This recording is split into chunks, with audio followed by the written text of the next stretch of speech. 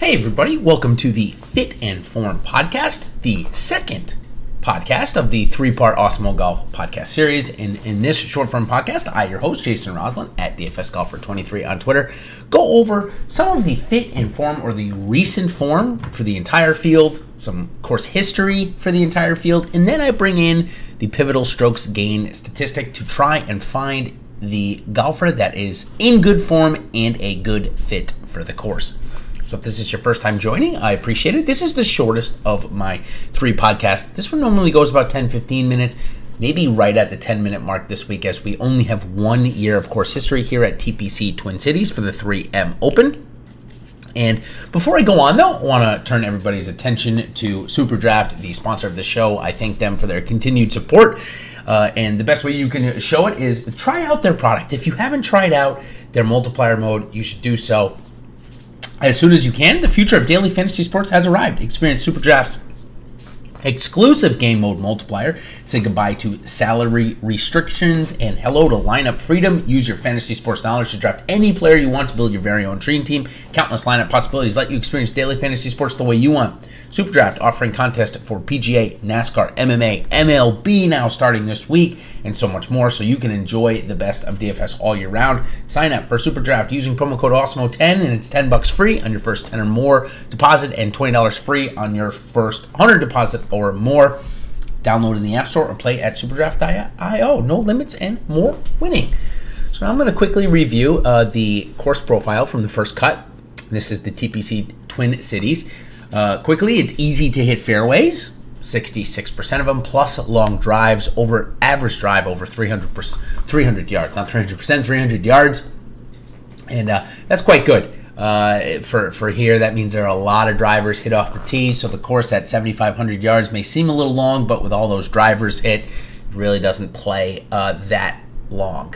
Greens are also easy to hit at 74%, no surprise there when you're hitting driver all the time, and the fairways are easy to hit. Going to make the greens easy to hit, and once you're on them, not too hard, in the top 20 hardest, so which is 42 or 49 courses that we monitor over the years, so that kind of fits right in the middle. All right, let's head into and learn about some of the recent form first. But before we do, I want to turn your attention to our Awesemo Plus member. Of course, I provide all of this to our Awesemo Plus members. And if you're looking to win a monthly pass to all of the awesome sports that we have going on, with MLB coming back this week, we have some of the best players, DFS players, MLB on staff. So come and join and see what they have to say. Of course, check out our Twitter handle, Awesemo_com, to find out how you can win that monthly pass. And of course, if you're looking for just the golf information and you're not already an Awesemo Plus member, you get access to all the great Awesemo Plus tools and content for this week's PGA DFS slate with an Awesemo Golf Weekly Pass for just $8.95. It includes leader golfer projections, ownership projections, top golfer tool, and so much more. Never a better time for PGA DFS, so step on the course today. All right, let's go into recent form. Two stats that I'm going to give you. Not two stats, a couple of stats. 6 golfers: Ryan Armour, Luke List, Christopher Ventura, Derek Ernst, Joseph Bramlett, and Ben Martin have multiple top 10s. Obviously, with this field not being as strong, we don't have as many names up here. And the only name that's done it twice on the PGA Tour is Ryan Armour. The other 5, Luke List has 1 on each tour. Christopher Ventura has 1 on each tour. While Derek Ernst, Joseph Bramlett, and Ben Martin all have theirs on the Korn Ferry Tour. This week might play a little bit like a Korn Ferry event, though, so I don't think we should throw those guys out for any stretch. Top 25s since we returned. Lucas Glover has 4 of them. Christopher Ventura, Doc Redman, and Derek Ernst have 3. Nobody else has more than 2. Made all their cuts. We're dwindling down here. Maybe a little to do with field strength, but Richie Werenski, Scott Stallings, Chris Baker, and Johnson Wagner. Now Baker and Wagner have only started twice, whereas Werenski and Stallings have started a few more times and made all their cuts. A couple of guys that I already mentioned as well have made all their cuts. Just want to bring those guys up. Lastly, Van Rooyen, Sam Burns, Jonathan Vegas, Dustin Johnson, and Wes Roach. 50% of their starts have ended in the top 25. The only guys that can say that Now, when we switch over to the negative side, we've got a bunch of guys that have not earned a paycheck since professional golf has returned. Russell Knox, David Hearn, Alex Jecka, Aaron Baddeley, Bo Hostler, Cam Davis, Robbie Shelton missed all of their cuts. I suspect at least 2 of them are going to make the cut this week here at DPC Twin Cities, which let's go over into our course history now. And obviously I'll bring up Matthew Wolff as the defending champion, but what I'm going to do instead is I'm going to give you the strokes gained review, see some of the golfers maybe that enjoyed the setup of the course or what have you. So strokes gained tee to green: Matthew Wolff, Kramer Hickok, Carlos Ortiz, Sam Burns, Dylan Fratelli, Tony Finau, Max Homa, Brunson Burgoon, Russell Henley, Scott Piercy, and Charles Howell III. Round out your top 10 of golfers playing this week that also played last week. I think that's an important note to make there.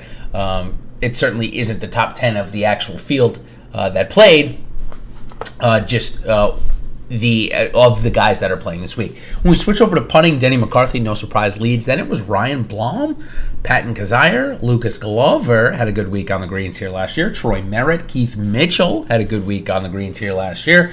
Johnson Wagner, Arjan Atwal, Wyndham Clark, Ryan Armour, and Harris English, all gaining at least 4 strokes putting here last year. Now, I mentioned a few guys there at the strokes gained tee to green list, so I wanted to switch over, talk about who putted terribly here last year. Maybe a bounce back for them.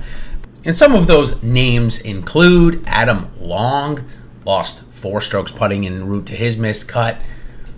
Wes Roach lost 3.6 en route to his missed cut. Kramer Hickok, who made the cut, I just mentioned him in the top strokes gained tee to green here. He lost almost 7 strokes putting here last year, while Dylan Fratelli ended up losing 5 strokes putting here last year. So if those guys can figure out these greens and keep up their tee to green game, liking the setup of the course, certainly in play this week. All right, let's move on now to our last category, the strokes gained category, where, of course, if you're not familiar with it, it is a metric that the PGA Tour uses to compare the golfers to each other on an individual shot basis. That individual shot basis is then broken out into 4 distinct categories: strokes gained off the tee, strokes gained on the approach, strokes gained around the green, and strokes gained putting. So the 4 distinct categories. And of those 4 categories, there are 3 other categories that we look at to determine a golfer's strengths and weaknesses. Strokes gained tee to green, which compiles around the green, approach, and off the tee. Ball striking, which is just off the tee and the iron game. And the strokes gained short game, which is around the green and on the green. So just wanted to give that quick little tidbit here. Now we'll start with strokes gained total, which takes all of those into consideration. Christopher Ventura is 6 of 11 starts, gaining more than a stroke and a half. Paul Casey, Brooks Koepka, Dustin Johnson are the only ones that have done it at least 38% of their starts, while Tony Finau has done it 7 times, only 35% of his starts though, and Brian Harman has done it 6 times, and that's less than 30% of his starts. In the last 6 weeks, Tony Finau, Sam Burns, and Siwoo Kim have all gained at least a stroke and a half total 3 different times. When we switch over to tee to green here, what we're looking for is strokes gained at least 1.25 strokes gained tee to green. And Will Gordon, Eric Van Rooyen, Paul Casey, Tony Finau, Dustin Johnson have done it in 50% of their starts, while Bubba Watson, Siwoo Kim, and Eric Van Rooyen have done it 3 times in the last 6 weeks. When we switch over to ball striking, we add in Doc Redman, who's over 50%, while Emiliano Grillo and Tommy Fleetwood are just under 50% at 48 and 47. We're looking for ball striking that ended up at least with 3/4 of a stroke gain on average per round. The other guys that are above 50% with Doc Redman include Paul Casey, Eric Van Rooyen, Tony Finau, and the alike. Once we go into a short game now, we're going to hear some different names. Denny McCarthy, he's over 50% of his starts. The only guy to do so with at least 10 starts that have gained at least 0.75 strokes gained with their short game. Luke Donald is also there, as well as Ryan Gibson, but not in as many starts. Well, 13 golfers have done it in the last twice in the last 6 weeks, including Pat Gazzire, Charles Howell, Russell Knox, Austin Cook, Dylan Fratelli, Brendan Grace, and Keith Mitchell. We switch over to off the tee now, since we've gone through all of the combined ones. Now we go through the individual ones. We find Peter Quest, who has been off to a good start off the tee in his limited starts on the PGA Tour, but certainly hasn't got any other part of his game going. Matthew Wolff, Johnny Vegas, Will Gordon, Dustin Johnson, Doc Redman, Keith Mitchell, Tommy Fleetwood, and Brooks Koepka all have gained at least a half a stroke off the tee in 50% of their starts. In the last 6 weeks, 2 or more starts that have finished with at least half a stroke gain off the tee include Scott Harrington, Luke List, Bubba Watson, Tony Finau, Dustin Johnson, and Emiliano Grillo. So maybe a couple of names there, like Scott Harrington, Luke List, that you might not have thought you'd have heard. When we look at the irons or the approaches, Siwoo Kim, he's been super hot with his irons since the tour has returned, gaining at least a half a stroke out of 4 out of 6 weeks. Grillo and Van Rooyen have done it at least 50% of their starts, while Paul Casey takes over the reins as Victor Hovland's not playing this week. Paul Casey has gained at least a half a stroke on his approaches in 75% of his starts. Very interesting there. Now, when we look at guys that are good around the green, which I'm not going to spend a lot of time on this week because since the greens in regulation are at 74 or 75%, there's just not a ton of opportunity to gain strokes around the green. But Alex Noren, Bill Haas, Dylan Fratelli, Russell Henley, and Kramer Hickok have all gained at least a half a stroke in 30% or more of their starts. O'Brien Harmon has done it 4 times in the last 6 weeks, but that did not help him get through the cut line last week at the Memorial. Now, what I did with putting this week, a little bit different than what I've normally done, is I've looked for putters that have gained at least 1.25 strokes with their putter, or 5 strokes for the week. So that's one category. And then I wanted to find the guys that are just gaining consistently with their putter. Maybe not that much, but gaining consistently. So I looked at 0.25 as the metric. So basically 1 stroke gain for the total for the week. And got a couple of guys. Christopher Ventura, Harris English, Wyndham Clark, and Vaughn Taylor have all gained at least a quarter of a stroke putting in 70% of their starts, where Ventura and English are actually at 80%. Now, believe it or not, they still, neither of them, no of those 4 have even come close to gaining as many strokes putting as Denny McCarthy has, who has gained at least a stroke and a quarter in 11 of his starts. Nobody has more than 6. The other guys, though, with 6 are Sam Burns, Pat Gazzara, Pat Rogers, and Andrew Putnam. So what I did there was I looked for golfers that have the ability to get hot with their putter and the golfers that are consistently beating the field in it.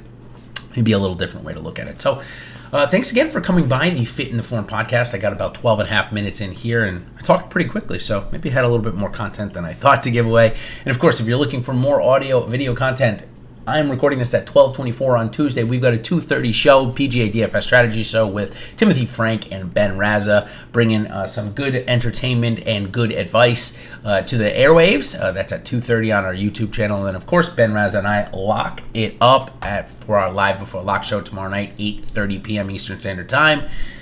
And, of course, if you're looking for the third and final part of the Awesemo Golf podcast series, sponsored by Superdraft, make sure you check out tomorrow morning's Against the Grain, Reading the Grain podcast, where I talk about ownership across the DFS industry and the different sites for the week to see if we can find some good pivots and picks out of there. So until then, everybody, thanks for coming by the Fit in the Form podcast, and we will see you on the other side. Cheers.